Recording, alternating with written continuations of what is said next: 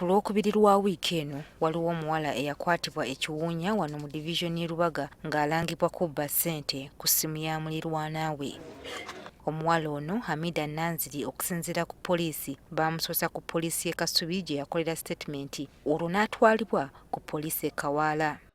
Olw'okuba nti ono yalina ebbujje erikyali ku bbeere yasaba nti bamusibe nalyo asobole okuba ng'aliyonsa. Era oluvannyuma lw'okukwatibwa yasulayo poliisi yaffe y'e Kasubi era olunaku olwajjo yaleeteddwa poliisi yaffe y'e Kawaala n'ebbujje lye n'enteekateeka okuba nti ne bamutwala mu kkooti olunaku olwaleero.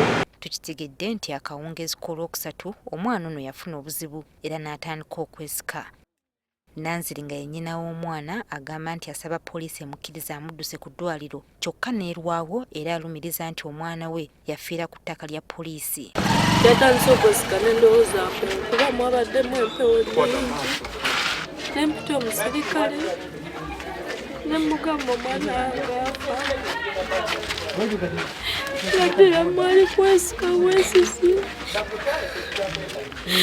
obwasuusa tebazi oyeddiramu yalekeddewo okusa nemwebaza wansi nemukyusa omuwebere nga takyayonka.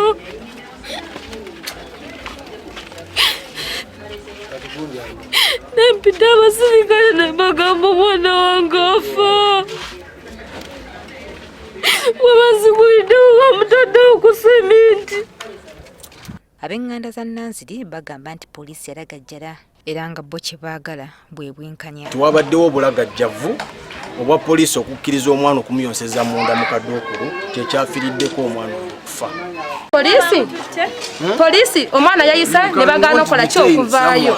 Kyokka amyuka omwogezi wa poliisi mu Kampala n'emirirwano Luke Oyesigire agamba nti omwana afiiridde mu ddwaliro. Oyesigire agamba nti okunoonyereza ku nsonga eno kukyagenda mu maaso okuzuula ekyavuddeko omwana okufa. Yamaze nasooga enkomerero era nga kikakasiddwa yafiiridde mu ddwaliro e Kawaala si ku poliisi yaffe. Naye nga kyetuliko essaawa zino kyekyokumanya ki ekyaviiriddeko omwana ono okuba nti naafa.